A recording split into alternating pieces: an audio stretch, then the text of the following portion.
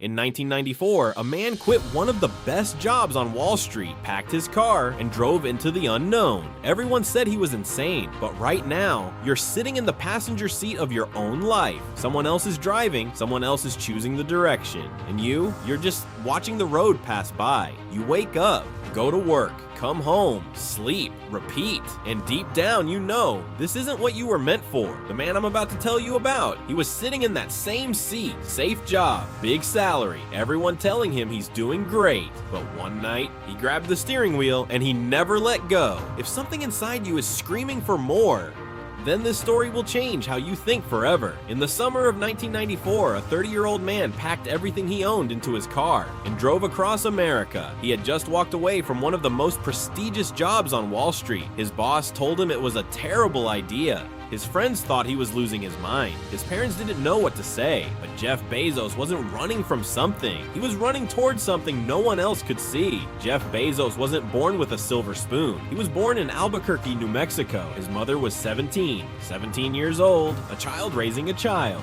His biological father left before Jeff even turned 2. His stepfather, Miguel Bezos, was a Cuban immigrant who came to America at 15 through Operation Pedro Pan, alone, barely spoke English, had nothing. Miguel adopted Jeff, gave him a name, gave him a chance. Jeff spent summers on his grandfather's ranch in Texas. No iPhones, no Netflix, no comfort. He fixed broken windmills with his bare hands. He castrated cattle. He welded pipes under the scorching sun. He was a kid doing a grown man's work. One day, little Jeff, who loved math, calculated exactly how many years his grandmother's smoking habit was taking off her life and told her to her face. She burst into tears. His grandfather pulled him aside and said, "Jeff, one day you'll understand. It's harder to be kind than clever."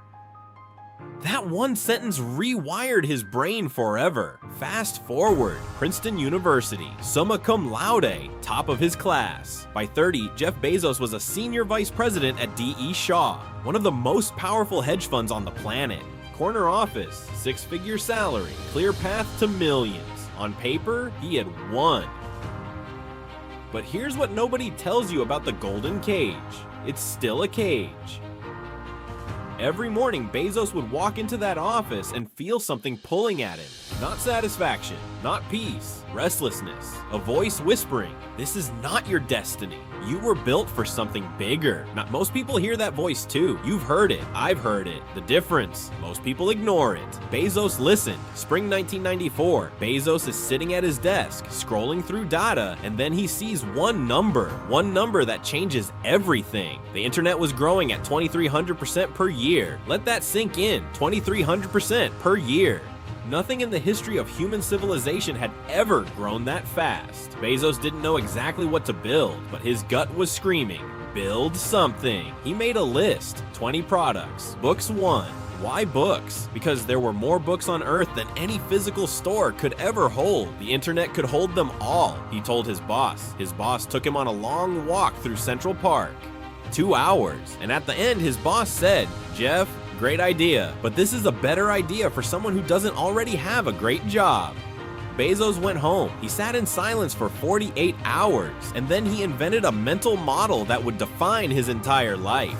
The regret minimization framework. He asked one question: when I'm 80 years old, sitting in a rocking chair, looking back at my life, will I regret not trying this? The answer hit him like lightning. Yes, I will regret it every single day. He quit the next Monday. Jeff and his wife Mackenzie drove from New York to Seattle. She drove the car. He sat in the passenger seat, typing the business plan on a laptop the entire way.